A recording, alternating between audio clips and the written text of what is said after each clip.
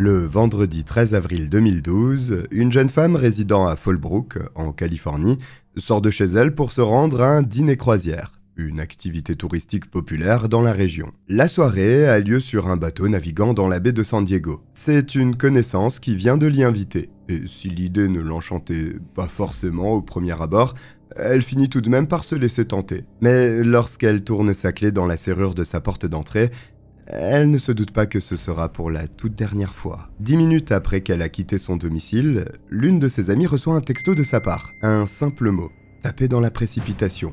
Help. Cet appel à l'aide glaçant va bientôt conduire la police sur les traces de l'un des crimes les plus choquants de l'État, révélant les sombres secrets d'un complot nourri par la haine et un projet des plus sadiques.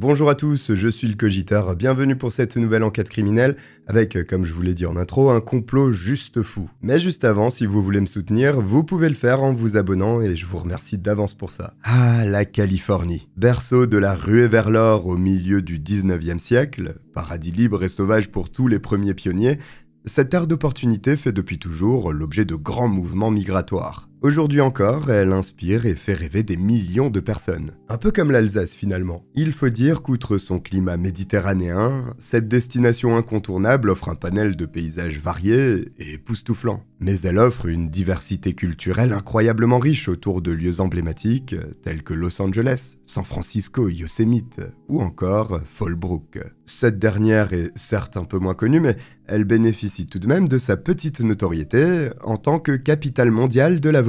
C'est justement là que nous nous rendons aujourd'hui. Bordant le Mexique, Fallbrook est elle aussi une ville d'attrait pour son climat doux et son style de vie rural, unique en son genre. Cependant, ce ne sont pas ces critères en particulier qui ont séduit le couple Kilgore lors de la recherche de leur premier petit nid d'amour. Dans leur cas, c'est plutôt la présence du camp Pendleton, une base militaire bien connue dans la région, qui a pesé dans la balance. Cory Kilgore, le mari, s'est en effet engagé dans le corps des Marines en 2009, et il y est stationné depuis en tant que caporal. Originaire du Missouri, Cory rencontre sa future femme Brittany dans la paroisse qu'ils fréquentent tous les deux. C'est un coup de foudre immédiat entre les deux jeunes gens. Et pour tout avouer, même un peu trop enflammé. C'est chaud, ça brûle, comme dirait le Magic System.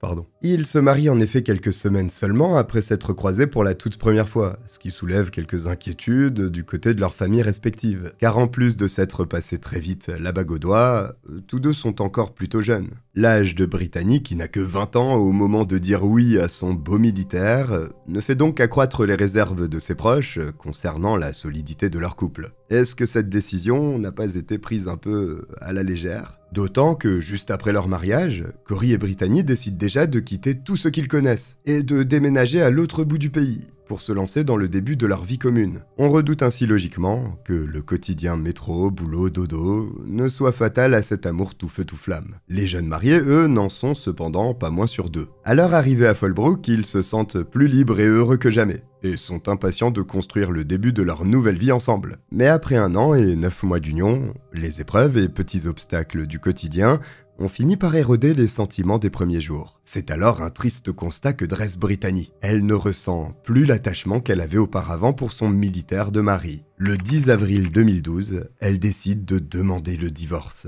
Cory, récemment déployé en Afghanistan, n'est pas prêt de remettre les pieds aux États-Unis. Et bien qu'elle l'ait averti de la situation, sa femme n'attendra pas son retour pour faire ses bagages. Cela peut paraître un peu dur de sa part, mais il y a 2 raisons à cela. Tout d'abord, comme je le mentionnais, Cory vient juste de partir en mission. Cela signifie qu'elle devrait attendre plusieurs mois si elle voulait tout régler avec lui face à face. Et pendant ce temps-là, elle n'aurait d'autre choix que de mettre sa vie et ses projets futurs entre parenthèses. En plus de ça, en étant seule, elle est bien plus tranquille et peut organiser son départ à sa guise, s'épargnant au passage une confrontation douloureuse et peut-être même une énième dispute. Brittany souhaite partir dans le calme, sans drame ni effusion de larmes. Leur histoire d'amour a pris fin. La vie a pris une tournure différente de ce à quoi elle s'attendait, mais c'est comme ça. Ne souhaitant pas rester plus longtemps dans cette ville où elle n'avait déménagé que pour la carrière militaire de son mari, La jeune femme prévoit donc de débarrasser toutes ses affaires de l'appartement au plus vite. Elle a aussi l'intention de prendre un vol dans les prochains jours, pour rejoindre ses parents en Pennsylvanie, où elle espère pouvoir se ressourcer, le temps d'aller mieux. 3 jours après avoir déposé sa demande de divorce,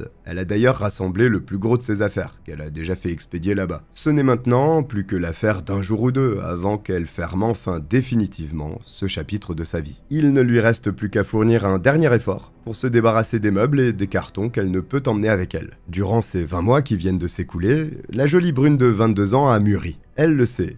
Et au fond, elle reconnaît aussi bien volontiers qu'elle s'est laissée emporter par ce qui n'était finalement qu'un béguin amoureux. Dans une grosse poignée d'heures, elle serrera son père et sa mère dans ses bras, et prendra une grande inspiration de l'air frais de la Pennsylvanie, là où une nouvelle vie l'attend. Mais alors qu'elle terminait tout juste de scotcher un énième carton, un bruit l'attire tout à coup de sa rêverie. Quelqu'un vient de frapper à sa porte. Il est 17h, et ce qui devait s'avérer être une soirée calme et tranquille s'apprête à basculer dans l'horreur, bien au-delà de tout ce que la jeune femme aurait pu imaginer dans ses pires cauchemars.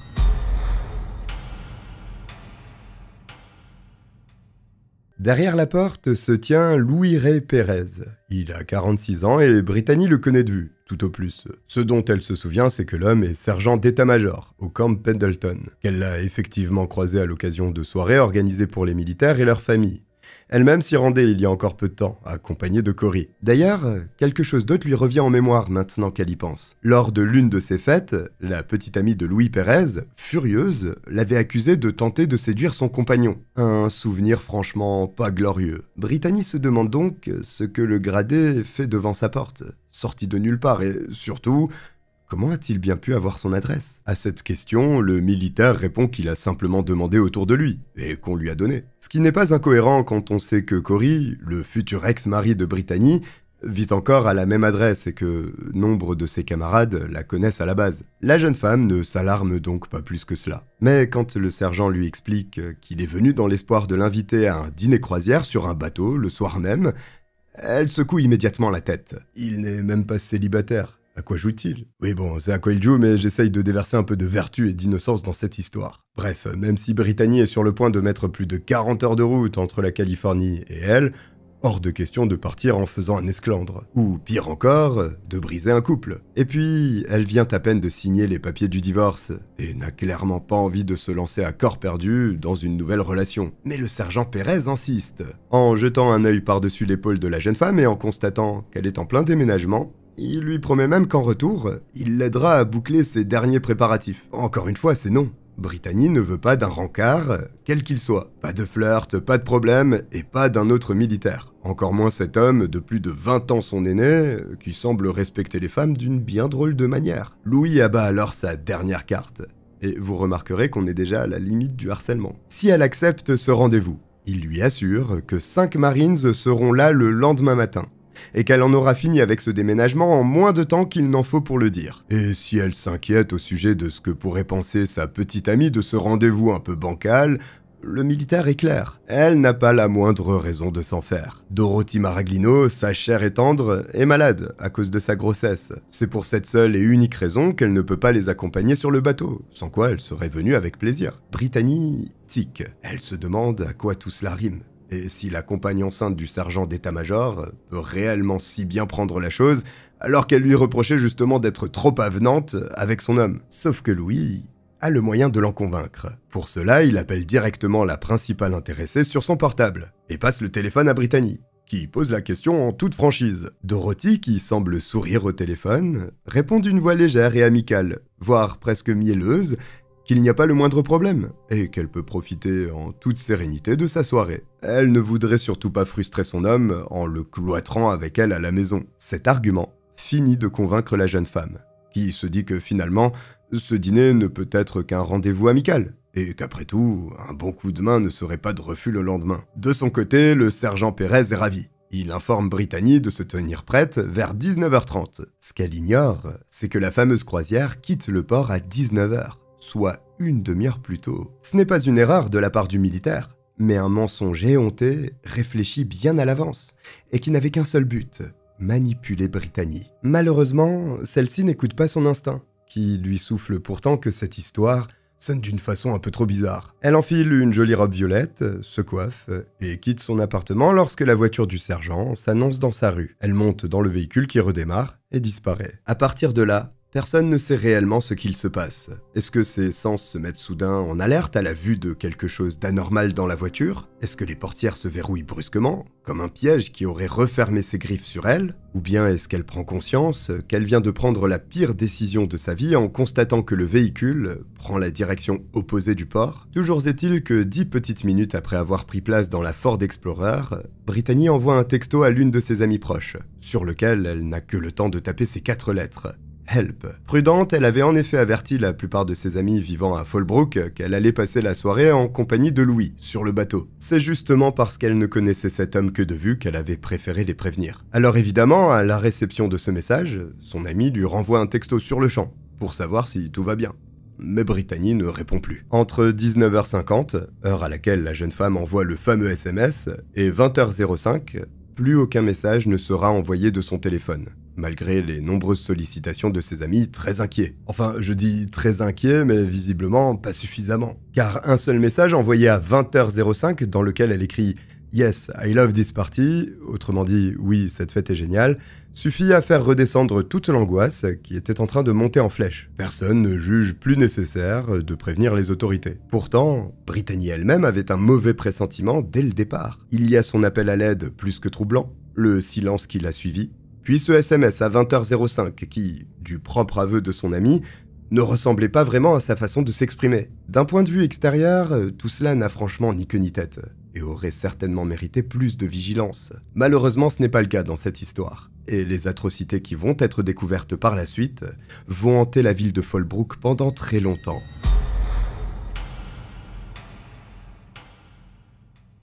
Le lendemain matin, le samedi 14 avril 2012, un sans-abri marche dans les rues du centre-ville de San Diego, à environ 1 heure de route de Fallbrook. Soudain, un objet attire son attention au sol. C'est un téléphone portable, que quelqu'un a sûrement perdu ou oublié. L'homme jette un coup d'œil circulaire pour voir si l'un des passants semble chercher son bien.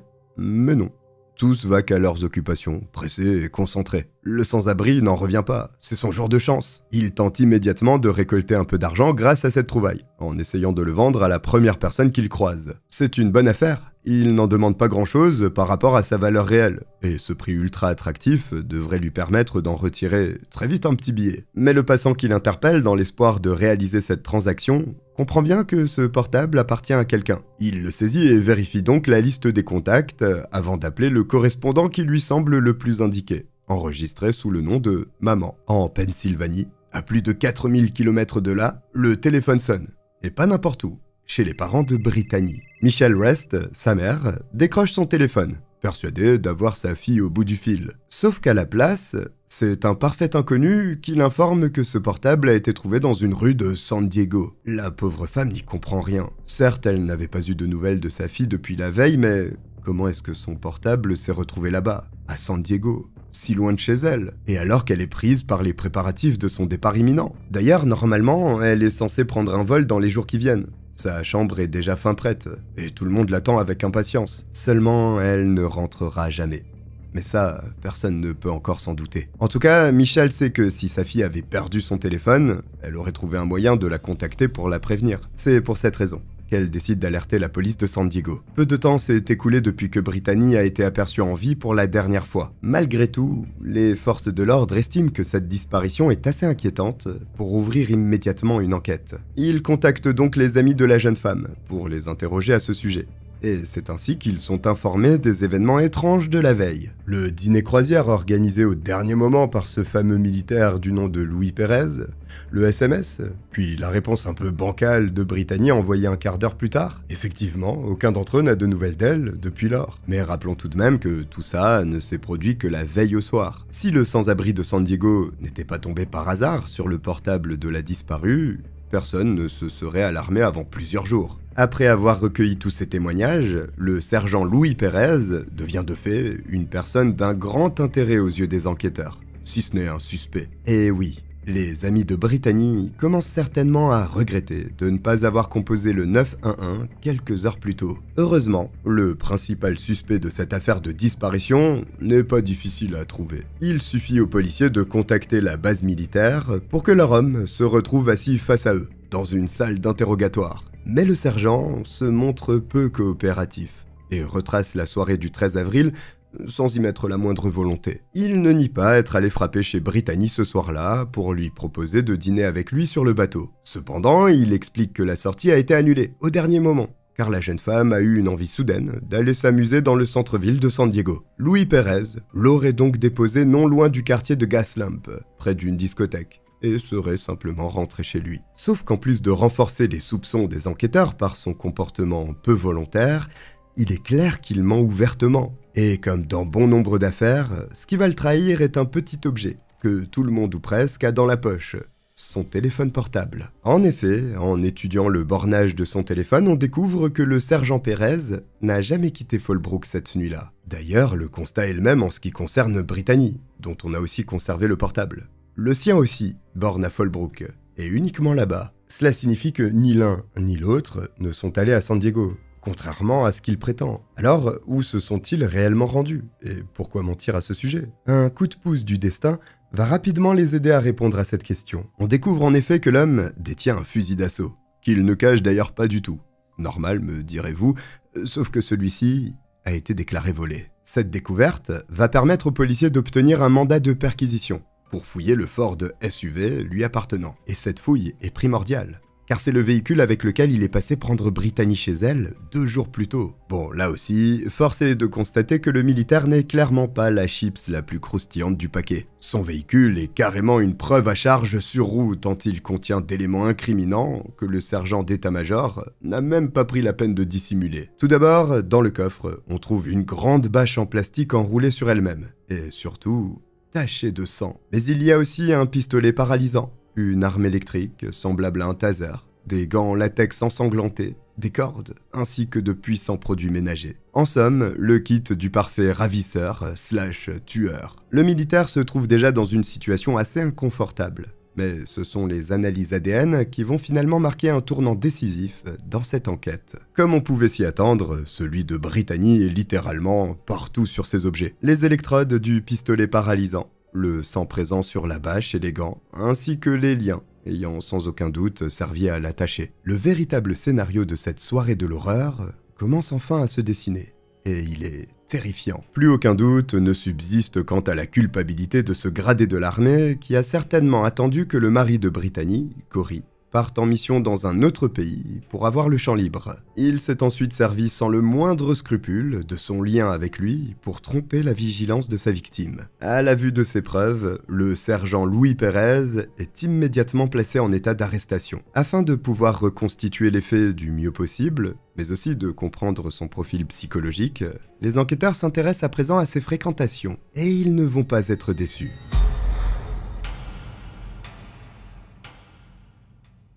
Au premier abord, Louis Perez est un homme à la carrière exemplaire, et au profil, tout ce qu'il y a de plus banal. Au premier abord seulement, car en creusant un peu plus en profondeur, il s'avère que le principal suspect dans l'affaire du meurtre de Brittany est en réalité le noyau central d'un cercle sadomasochiste très privé dans lequel gravitent 2 femmes. Sa compagne, enceinte au moment des faits dont on a déjà parlé, Dorothy Maraglino, ainsi qu'une certaine Jessica Lopez, qu'on ne surnommera pas Gillo. Tous 3 vivent sous le même toit, mais les points communs s'arrêtent là. En effet, une certaine hiérarchie a été mise en place par Louis et Dorothy, qui s'autoproclament maître et maîtresse de la 3e protagoniste, Jessica. Cette dernière n'est ni plus ni moins que leur esclave sexuelle. Il est toutefois important de préciser qu'elle ne semble pas être retenue ici sous la contrainte, mais qu'elle a elle-même choisi d'être placée au rang de soumise dans ce trouble à la structure de domination sadomasochiste. Jessica vit en permanence avec un collier de chien attaché autour du cou et dort dans un placard. Mais a priori, tout le monde est content et parfaitement heureux ici. Ne me demandez pas pourquoi. Partez du principe que c'est comme ça, et voilà. Pourtant, en perquisitionnant la maison, les policiers découvrent tout un tas d'éléments démontrant que le simple jeu BDSM est bien plus extrême et contrôlant que ce qu'ils devraient être. Peu à peu, ils prennent conscience du fait que Jessica, instable psychologiquement, a tout simplement été conditionnée à obéir. D'ailleurs, la maison tout entière a été transformée en donjon domestique. En plus des chaînes et des cages, il y a des épées, une machette, des gants à pointe, un lit de contention, des bâillons, une pièce fermée à clé et réservée aux punitions corporelles, mais aussi de nombreux autres instruments de torture à vous faire froid dans le dos. En plus, on découvre un tas de documents comportant des règles strictes que Jessica devait respecter à la lettre, sous peine de sévices, et des carnets décrivant les rôles de chacun. Mais le plus inquiétant, c'est certainement ce petit livret, une sorte de journal, dans lequel Louis Pérez et Dorothy Maraglino décrivent leur fantasme complètement tordu. Enlever une femme et la contraindre contre son gré à devenir leur nouvelle esclave sexuelle. Il semble que Brittany a donc été soigneusement choisie à l'avance par le trio, non seulement pour sa beauté, mais aussi parce que Dorothy, la compagne du sergent Pérez, lui vouait une jalousie maladive et rêvait de la faire souffrir. Leur plan sadique était tout simplement d'assouvir tous leurs fantasmes sur elle, sans aucune limite. Seulement, si l'on sait que ces monstres sont bien parvenus à leur fin, on n'a toujours pas retrouvé la moindre trace de leur victime. Et malheureusement, ni l'odeur d'eau de javel qui flotte dans toutes les pièces, ni la trace d'un tapis qu'on a enlevé tout récemment, ne permettent de fonder beaucoup d'espoir sur le fait de la retrouver en vie. Comme si ça ne suffisait pas, alors que Dorothy est elle aussi placée en garde à vue, Jessica prend la fuite avant son interpellation. Et sans son témoignage crucial, les policiers savent qu'il sera bien plus compliqué de retrouver Brittany. Or, chaque seconde compte. La police se lance à sa recherche toute la journée, déployant tous les efforts possibles. Mais la suspecte reste insaisissable. Il faut attendre le lendemain matin pour qu'ils parviennent enfin à la localiser grâce à une transaction bancaire effectuée dans une chaîne de motels de San Diego. Les forces de l'ordre ne veulent pas risquer qu'elle leur glisse à nouveau entre les doigts et se rendent immédiatement au motel, où on leur indique le numéro de la chambre de la jeune femme. Ils forcent la porte sans attendre, mais découvrent leur suspecte étendue sur son lit, inerte et couverte de coupures ensanglantées. Fort heureusement, Jessica Lopez est seulement inconsciente. Ses plaies ne sont que superficielles, et sa vie n'est pas réellement en danger. Tandis qu'elle est évacuée par l'ambulance, arrivée en trombe sur les lieux, les policiers fouillent la chambre et comprennent qu'elle a tenté de mettre fin à ses jours sans y parvenir. Mais avant cela, elle a tenu à coucher ses confessions sur papier. Elle a laissé une lettre à l'attention des enquêteurs dans la salle de bain, accompagnée de ce gentil message « Pigs, read this ». Une fois traduit, ça veut dire « les porcs, lisez ça ». Oh, sympa. À l'intérieur de ce courrier manuscrit de 7 pages, la jeune femme fournit des aveux complets concernant le meurtre de Brittany et se charge de tous les faits. Elle traite la victime de pauvre conne, affirmant qu'elle n'a eu que ce qu'elle méritait, car elle aurait essayé de s'immiscer dans le couple que formaient Louis et Dorothy. Et au sujet de son maître et de sa maîtresse, elle insiste sur le fait qu'ils n'ont rien à faire derrière les barreaux, car elle est la seule coupable dans cette histoire. Jessica décrit même la façon dont elle a torturé puis étranglé à mort la soi-disant rivale de sa maîtresse, avant d'essayer de se débarrasser du corps, comme Dexter. Seulement, certains éléments de ce récit ne collent pas aux faits, comme cette bagarre mentionnée dans la lettre qui n'a jamais eu lieu. La crédibilité de ces aveux est aussi largement remise en cause par l'instabilité émotionnelle de la principale intéressée, mais aussi par le fait qu'elle était extrêmement influencée et soumise à Louis Pérez. En tant qu'esclave, elle aurait tout aussi bien pu obéir à son ordre, ou prendre elle-même l'initiative de se sacrifier à leur place. Il y a néanmoins une chose dont elle parle dans cette confession, et que les policiers peuvent vérifier. L'endroit où le cadavre de Brittany aurait été abandonné. Si l'on en croit la lettre, les restes de la jeune femme se trouveraient près du lac Skinner, dans le comté de Riverside, à environ 80 km au nord-est de Fallbrook. Une semaine exactement après sa disparition, les forces de l'ordre découvrent effectivement le cadavre en état de décomposition avancée de Brittany Kilgore, jeté dans un ravin, dans une zone boisée et difficile d'accès, à l'endroit exact où Jessica l'avait indiqué. La victime est totalement nue, enroulée dans une bâche en plastique et ligotée aux poignets et aux chevilles. On ne relève ni trace de blessure par arme à feu, ni plaie par arme blanche. En revanche, son cou est brisé et son corps porte énormément de traces d'hématomes et de marques de ligotage prolongées, signe qu'elle a été retenue vivante pendant un certain laps de temps avant d'être mise à mort. Ceci corrobore aussi la version de Jessica, selon laquelle Brittany aurait été soumise à des sévices sexuels, puis torturée, avant d'être effectivement étranglé. Détail plus sinistre encore, le légiste constate que c'est une charge d'une dizaine de kilos placée sur sa nuque qui lui aurait brisé les os. Par ailleurs, on retrouve de petites traces de brûlures électriques sur son visage et sur son cou, des marques qui correspondent exactement au pistolet paralysant retrouvé dans le coffre de la voiture de Louis Pérez. Il est déjà extrêmement difficile d'imaginer ce qu'a dû subir Brittany lors de ses derniers instants. Mais en plus de cela, 2 entailles très profondes, situées au niveau de son poignet et de son genou gauche, laissent à penser qu'elle a été victime d'une tentative de démembrement, probablement à l'aide d'un outil tel qu'une scie. Pendant ce temps-là, à l'hôpital, Jessica reprend rapidement conscience. Malgré une probable manipulation de la part de ses maîtres, elle subit le même traitement que ses comparses en étant placée en état d'arrestation. Le procès débute en 2015 et plonge un peu plus le public dans l'horreur en dévoilant des détails infiniment cruels